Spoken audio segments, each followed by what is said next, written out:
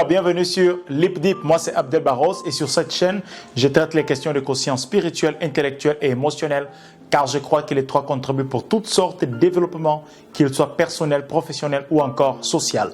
Aujourd'hui, nous allons parler de entrepreneuriat, plus précisément des collaborateurs. Comment est-ce que tu peux identifier les types de collaborateurs qui travaillent avec toi?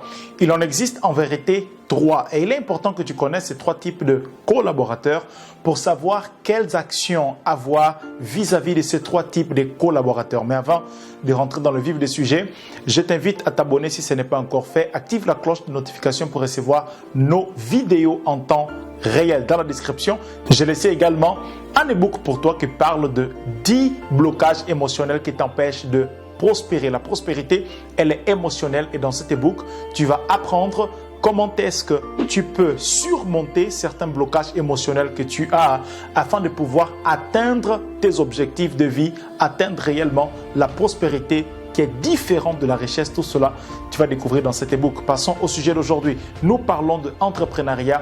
Comment distinguer les types de collaborateurs que tu as avec toi. Si tu me suis, tu sais déjà que je n'aime pas employer le terme employé, utiliser le terme employé, mais utiliser plutôt le terme collaborateurs, parce que les personnes qui sont avec toi dans ton entreprise, lorsque tu commences à les voir comme collaborateurs et non pas employés, il y a une manière d'interagir, d'être en relation avec eux, que c'est différent si tu les vois simplement comme un employé. Toutefois, le sujet que nous traitons aujourd'hui, lorsque tu veux embaucher, ce sujet est important.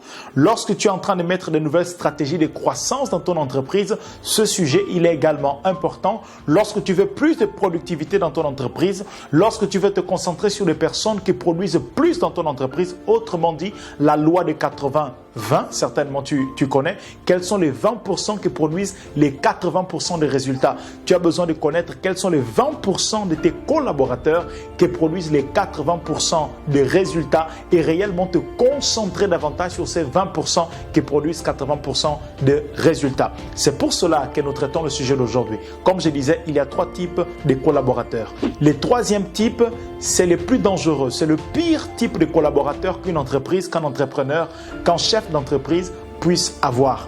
Le troisième type, c'est celui qui ne vaut pas ce qu'il gagne. Il ne vaut pas ce qu'il gagne. Il arrive au travail en retard, il a toujours un imprévu, il est toujours malade, il doit toujours s'absenter pour une raison ou une autre, combien même il apporte une preuve ou il donne peut-être des raisons qui sont valables.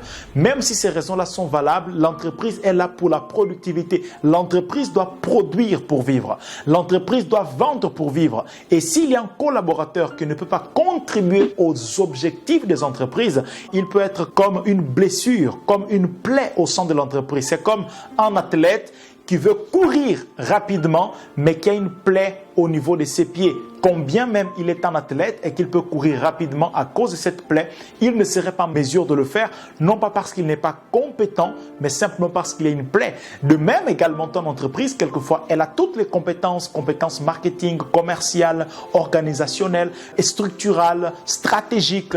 Elle a toutes sortes de compétences pour réellement toucher son marché, gagner son marché, mais simplement parce qu'il y a une plaie, l'entreprise n'avance pas. Comprends que lorsque je dis plaie, c'est une figure que j'utilise pour que tu puisses comprendre ce que je suis en train de dire. Donc, ce collaborateur-là qui vaut moins que ce qu'il gagne, qu'est-ce que tu fais avec ces collaborateurs? Tu peux faire deux choses. Soit tu lui montres qu'il peut être licencié ou tu vas jusqu'au fait de les licencier réellement. Tu l'appelles, tu parles avec lui, tu montres les raisons pour lesquelles il faut qu'il soit licencié, non pas parce que tu as quelque chose contre sa personne, mais c'est plutôt pour le bien-être de toute l'entreprise. Alors, qu'est-ce que tu vas faire? Tu vas le licencier. Le deuxième type de collaborateur, c'est celui qui vaut ce qu'il gagne. Ça veut dire qu'il exécute ses tâches, il accomplit ses obligations quotidiennes. Il ne fait pas plus que nécessaire. Il fait réellement ce pourquoi on l'a contracté. C'est un type de collaborateur qui réellement sert à l'entreprise, sert à ce que l'entreprise puisse continuer à fonctionner. Et à ce type de fonctionnaire, ce type de collaborateur, tu peux les développer, tu peux les garder. Contrairement au troisième, qu'il faut carrément penser au fait de les licencier. Le deuxième type de collaborateur, tu les développes ou tu les gardes avec toi. Il y a le troisième type de collaborateur, c'est le collaborateur qui donne, qui vaut plus que ce qu'il gagne. Autrement dit, il apporte à l'entreprise bien plus que ce que l'entreprise demande de lui. Il fait plus que ses tâches, il fait plus que ce qu'on demande de lui.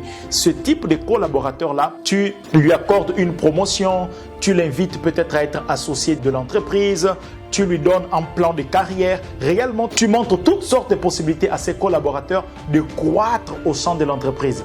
Il est important que tu puisses, parmi tes collaborateurs, entre guillemets, employés, que tu fasses une liste Excel, que tu prennes un fichier Excel et que tu mettes les noms de tes collaborateurs et tu commences à dire, ces collaborateurs, il fait partie du premier, deuxième ou troisième. Ensuite, premier, deuxième ou troisième, afin que tu saches comment est-ce que tu peux agir au fur et à mesure avec chaque collaborateur. Pourquoi? Parce qu'il est important de savoir que dans une entreprise, on ne peut pas traiter tous les collaborateurs de la même façon.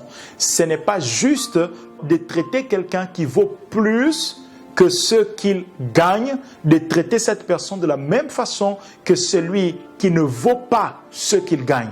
Chaque collaborateur, selon son engagement, son implication au sein de l'entreprise doit également s'impliquer vis-à-vis de ce collaborateur d'une manière différente. C'est ainsi que tu vas créer peut-être un bon environnement de compétition, mais une compétition saine, une compétition positive au sein de l'entreprise. C'est lorsque tu traites chaque collaborateur selon son implication au sein de l'entreprise.